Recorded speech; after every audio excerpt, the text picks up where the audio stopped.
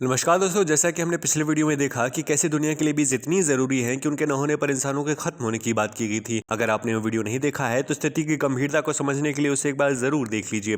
तो अब हम आगे बढ़ते हैं। तो क्या सच में मधुमक्खी के न होने पर हम सभी खत्म हो जाएंगे? इंटरनेट पर कई सारी जगह ये बातें बताई जा रही हैं कि सबसे पहले अल्बर्ट आइंस्टीन ने यह कहा था कि अगर मधुमक्खियां मर गई तो इंसानों के पास जिंदा रहने के लिए सिर्फ 4 साल ही बचेंगे। लेकिन आपको जानकर यह हैरानी होगी कि इसके कोई सबूत है ही नहीं कि अल्बर्ट आइंस्टीन ने एक बात कभी कही भी थी। इसके अलावा वैज्ञानिकों ने हमेशा बीज यानी कि मक्खियों के बारे में चिंता व्यक्त की है। इससे उनका मतलब सिर्फ हनी बीज या मधुमक्खियों से न होकर बीज की हजारों प्रजातियों से भी था, खासकर बम्बल बी से, जो ज्यादातर जंगलों में निवास करती है और काफी बड़े स्तर पर परागण का काम करती है। ये सिर्फ अपनी आवाज में होने वाले कंपन से ही परागण का काम कर सकती है, जैसे कि हवा में ही पराग कणों की बारिश हो रही हो। एक अध्ययन के अनुसार अमेरिका में जंगली मक्खियों में आई भारी गिरावट से यहाँ के आसपास की फसलें काफी प्रभावित हुई हैं। लेकिन मक्खियां या मधुमक्खियां अकेली नहीं है जो ये काम करती हैं, और तो और कई सारी फसलों जैसे गेहूं, चावल, मक्का इत्यादि में तो इनकी कोई भूमिका भी नहीं रहती। इन हजारों मक्खियों के साथ साथ कई सारी और प्रजातियां जैसे कि तितली, चमगादड़, मच्छर, बीटल, चिड़िया और हवा भी परागण की इस प्रक्रिया में भाग लेती हैं, और ये सारे मिलकर दुनिया के लगभग 90% पौधों के परागण का काम करते हैं। तो निश्चित रूप से मानव जाति का अंत तो नहीं होगा, पर यह सच है कि उनके खत्म हो जाने पर कई सारी फसलों पर बहुत बुरा असर पड़ेगा। मानव जाति के सामने अचानक ही भोजन की कमी की एक बहुत बड़ी समस्या खड़ी हो जाएगी।